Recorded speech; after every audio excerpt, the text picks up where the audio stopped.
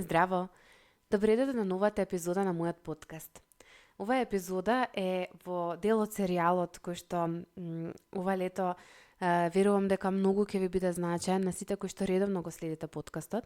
И во оваа прилика сакам да се заблагодарам на секоја една од вас која што е тука, која што е дел од оваа заедница, која што расте заедно со мене, со овој подкаст и заедно со секоја друга душа која што го слуша овој подкаст. Ви благодарам и многу на споделувањето.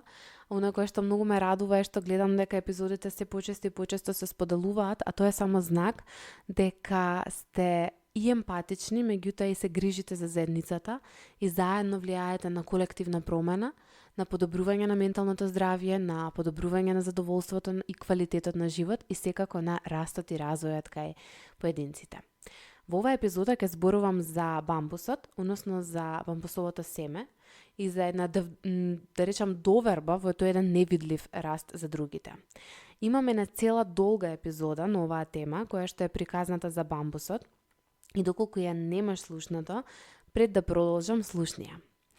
Таа е многу убава приказна и таму ја имам раскажано буквално во детали и верувам дека многу може да те поддржи, но денес само ќе ја споделам едната димензија од приказната, а ќе зборувам конкретно само за бамбусот, но не и за мангото. Во Кина постои вид на бамбус, кој што кога ќе го засадиш, првите 4 па и до 5 години нема ништо, односно не гледаш ништо.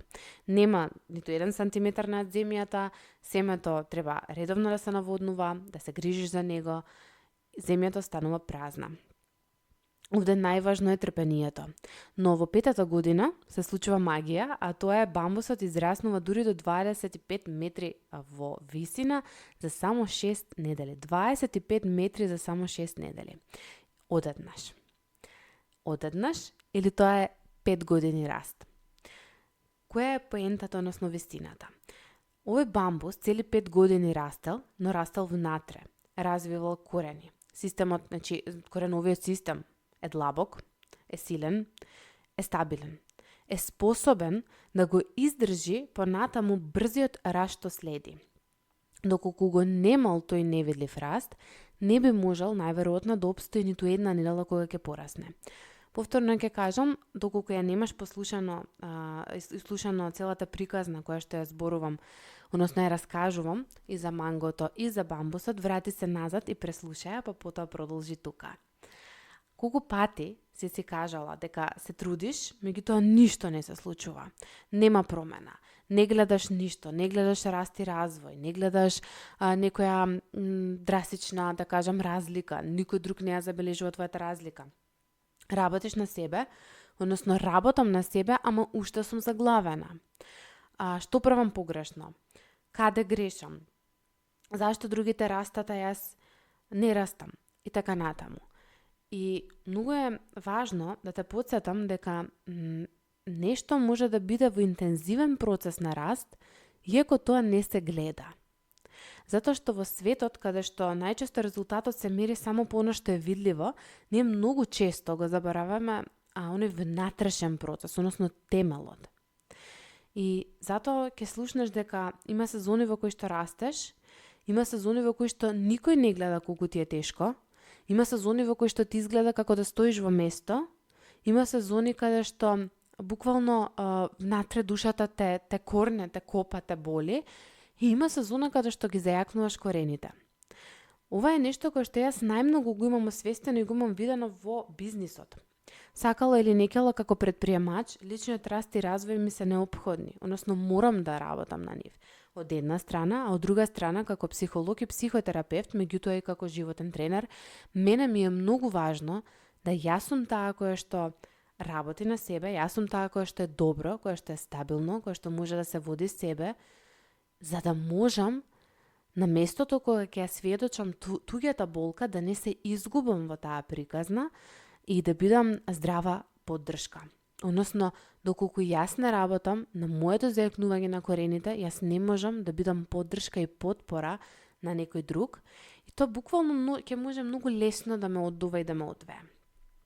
Тоа е како, например, настрана од предприемништвото и од психологијата како професија, тоа е како, например, мајка која што работи на себе, учи да се контролира, учи да не вика, учи како да гради контакт, конекција со детето, тоа надвор изгледа исто, затоа што детето уште има испади, уште има тантруми и така натаму, меѓутоа, внатре таа полека почнува да знае кога да земе оддишка, да има поинаква свесност, полека со време да не експлодира, да не влезе веднаш во една приказна каде што таа не доволно добра да чувствува вина и така натаму, па со текот на времето, тој е оној невидлив бамбус каде што дефинитивно со текот на годините, не на времето во смисол на неколку недели, туку со текот на годините тоа ќе може да се види тој корен како понатаму влијаел на целата таа приказна. Исто така, да речеме, жена која што работи на себе после раскинување, после развод, се уште нема нова врска, се уште е сама, но сега кога бира, не бира од страв, не моли да биде сакана, не моли за љубов. И иако изгледа како ништо да не се сменило, всушност многу работи се смениле. Или, па, например, некој кој што гради нешто ново, некој бизнис, некој голем проект и така натаму, тоа е нешто кое што може би се едуцира. Може би во моментот, нели, се поминуваат некои ја што би рекла, многу често луѓето знаат да отворат бизнис без првично да ја видат базата, што е сето оно кое што е потребно, каде е финансискиот дел, каде е одржливоста, каде е маркетинг делот, значи постојат многу димензии на еден бизнис, на еден проект нов кој што се почнува, кој што е важно да се завршат пред да се види некој голем раст.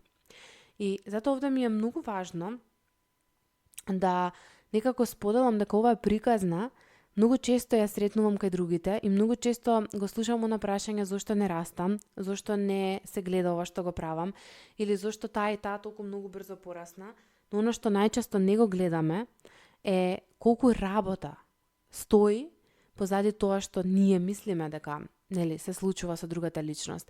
И ако ти ги гледаш моите последни 2 години, не си свесна за други 12 години претходно што и како се случувало и што сум правела. Поентата е дека растот и покрај тоа што не се гледа над површината, не значи дека не постои, туку дека си во фаза кога внатрешно растеш или кога се подготвуваш за бурата која што следи. Затоа што најголемата сила всушност е во трпението и повеќето големи успеси се градат во тишина. Меѓутоа, повеќето големи успеси кои што имаат одржливост. Затоа што многу често голем успех кој што не е подкрепен со силни корења, со работа на себе, со здрава самодоверба, многу лесно ветрот ќе ги оддува. И како што споделив, мајка што работи на себе, чита, медитира, се труди да не вика и така натаму, таа не се чувствува исто уморно и исто преоптоварено. Тоа може би од страна да изгледа исто, меѓутоа и покрај тоа што не се гледа не знам каков плод, таа гради емоционални корења, таа гради одржливост, таа гради да не дојде до еден страшен бурнаут, до едно преоптоварување каде што ќе крене раце од се и во некое друго поле, буквално ќе пукне или телото ќе откаже, ќе се случи нешто друго. Жена која што туку почнала со психотерапија, не може веднаш да види промена. Таа гради психички капацитет, таа гради простор да се почитува, таа полека гради простор за повисока самодоверба, за поквалитетен живот. И тоа е нешто кое што некогаш се случува да растот, односно да онаа промена се види после неколку години. Многу често ми се случува да после 10 години и го видам, односно ја видам поентата на она кој што сум го работела пред 10 години на психотерапија, кој што во тој момент не сум била свесна за што ќе ми треба или што е ова на кој што работам. Човек што тренира, што да речеме вложува во бизнис, вложува во некој однос, околината не го признава, не го поддржува. Тој гради внатрешна издржливост, идентитет кој што не се видливи се уште за другите, но не е дека не постојат. И тука сакам да те прашам, во која област од животот ти се чувствуваш дека стагнираш, иако многу вложуваш? Дали можеш да веруваш дека постои раст, дури ако не го гледаш веднаш? И провери какви корења градиш во себе во моментот. Емоционални, ментални, духовни, навики, однос со себе, самодоверба, смиреност. И кога во минатото нешто ти дошло одеднаш во наводници, а всушност многу долго време претходно си се подготвувала за тоа. кога ќе одговориш на овие 4 прашања, напиши си 3 работи во кои што вложуваш труд, а се уште не гледаш резултати. И за секоја напиши со ова градам тоа и тоа во себе. Например, со ова градам доверба во себе, доследност во себе, мир во себе, нов идентитет и така натаму. И пробај да се нацрташ или да се замислиш како бамбус и запиши. Јас растам. Јас тука и сега растам, дури кога не изгледа така, дури кога другите не го гледаат тоа. И одбери си една мала символична акција која што ќе ти биде знак за твоето трпение. Например, не знам, растение, некој кое што го полеваш секој ден како потсетник за тој невидлив раст, или некој символ, некој предмет, некоја саксија, некој накид, нешто кое што ќе биде твојот символ и секогаш кога ќе го погледнеш, ќе се потсетиш на колку е тоа на значајноста на трпението. Реалноста е дека живееме во свет кој што постојано не повикува да покажеме резултат, да бидеме видени, гледаме, да не гледаат, социјалните медиуми прават на вистина на огромна видливост, но реалноста е дека секоја длабока трансформација не се случува на сцената видлива веднаш. Се случува најчесто во сенка, тоа е процес, некогаш и во болка, во голема фрустрација, се случуваат секој ден малку по малку. И бамбусот реално не ја прашува земјата зошто не растам побрзо, нели? Туку верува во својата природа.